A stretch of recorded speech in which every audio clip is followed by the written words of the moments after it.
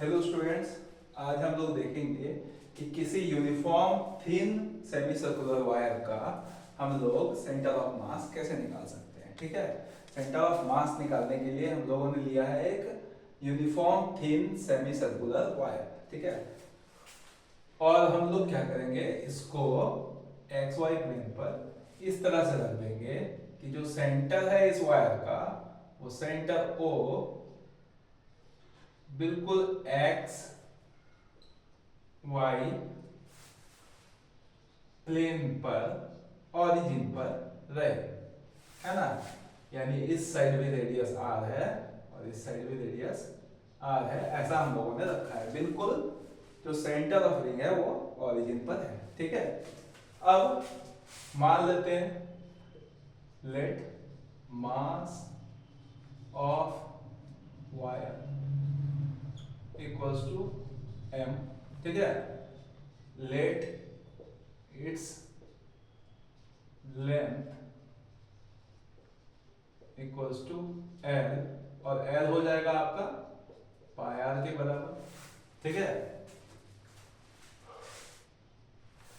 मास per unit length जो है इस वायर का, एक यूनिट लेंथ का इसका अगर हम लोग निकालेंगे, मास पर यूनिट लेंथ इस वायर का, that will be equals to m by pi are.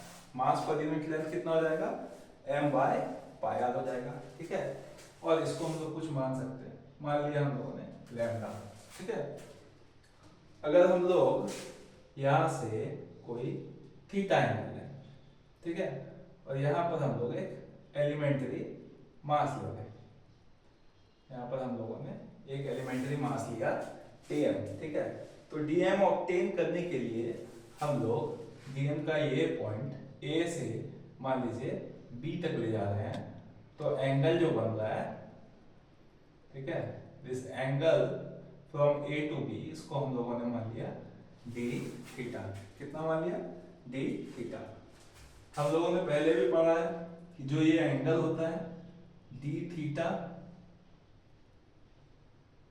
है ना, equals to dl by r, या फिर dl equals to r d theta, ऐसा हम लोगों ने पढ़ा। अब क्योंकि इस एलिमेंट का मास dm है, तो हम लोग फिर लिख सकते हैं कि mass per unit length of this element that is also equal to lambda. ये वायर यूनिफॉर्म है, तो इस लेंथ का जो ए बी लेंथ है आर्क का, उसका भी मास जो है पर यूनिट लेंथ वो लैम्डा ही होगा। ठीक है, तो हम लोग लिख सकते हैं lambda equals to dm by dl, या फिर dm equals to lambda into dl, ऐसा हम लोग लिख सकते हैं। ठीक है, अब dl का वैल्यू हम लोगों के पास है r d थीटा, इसको हम लोग यहाँ रख सकते हैं कि dm equals to lambda r d theta, ऐसा। ठीक है, अब हम लोगों को पता है कि सेंटर ऑफ मास निकालने के लिए हम लोग लिख सकते हैं x centre of mass equals to 1 by m integration dm into x, क्योंकि यहाँ पर x लिया है इसलिए यहाँ पर हम लोग ने x लिखा है। ठीक है, 1 बाय m इंटू, अगर हम लोग इसको लिखना चाहें dm को, ठीक है, तो हम लोग लिख सकते हैं lambda into r into D theta. ठीक, अब अगर हम लोग इस पॉइंट को देखें, यहाँ पर x का जो मान है ये थीटा पर डिपेंड कर रहा है। ठीक है, x का जो मान है वो थीटा पर डिपेंड कर रहा है।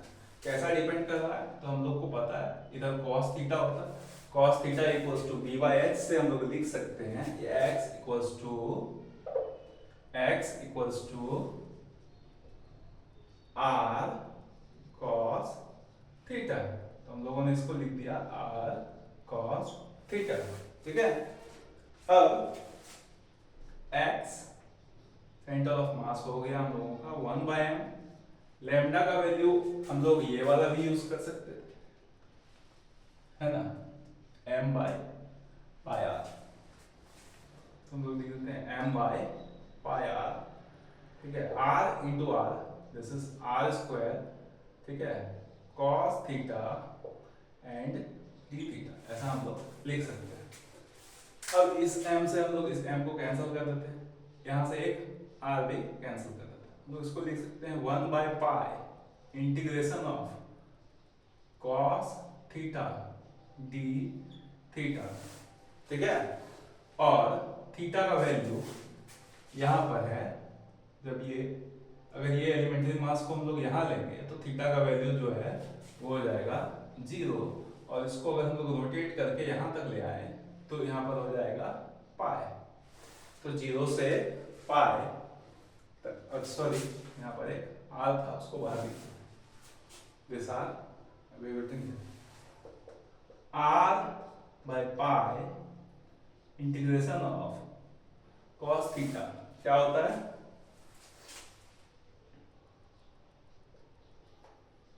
साइन थीटा 0 से पाई। ठीक है, and this becomes r by pi sine pi minus sine 0, और जो हो जाएगा r इंटू 0 इक्वल्स टू 0। ठीक है, इसी तरह हम लोग अब इसका y का मान देखेंगे कि सेंटर ऑफ मास का y कोऑर्डिनेट क्या होगा।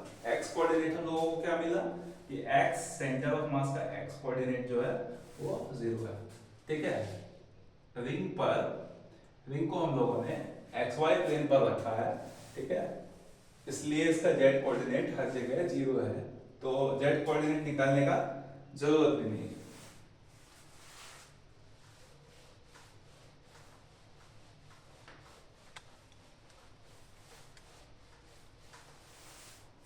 अब हम लोग इसका y कोऑर्डिनेट निकाल सकते हैं। ठीक है, y का कोऑर्डिनेट निकालने के लिए हम लोग लिख सकते हैं y centre of mass, this is equals to 1/m integration of क्या होगा dm इनटू y।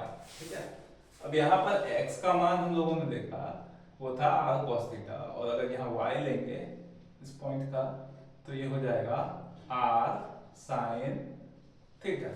ठीक है, तो हम लोग इसको लिख सकते हैं 1/m इंटीग्रेशन ऑफ dm का वैल्यू है lambda into r d theta into r sin theta.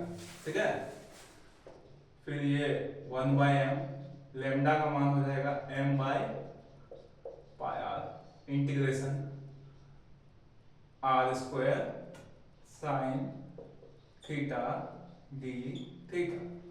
ये r कट गया, ये m भी कैंसिल हो गया। We can write r by pi integration of sine theta d theta. फिर हम लोग वही देख रहे हैं कि अगर इसको हम लोग यहाँ ले आते हैं एलिमेंट्री मास को, ठीक है, रिंग का एलिमेंट्री मास को अगर यहाँ ले आते हैं तो जो y का मान है ना, और थीटा का मान है वो कैसे चेंज हो रहा है। तो यहाँ पर थीटा का वैल्यू जो है थीटा इक्वल्स टू 0 हो जाएगा, और इसको अगर हम लोग रोटेट करके यहाँ ले आते हैं तो क्या हो जाएगा थीटा इक्वल्स टू पाई हो जाएगा। ठीक है, इसको हम लोग लिख सकते हैं r बाय पाई। ठीक है, इंटीग्रेशन ऑफ साइन थीटा होता है माइनस कॉस थीटा, कहां से कहां तक 0 से पाई। ठीक है, इसको हम लोग लिख सकते हैं r बाय पाई।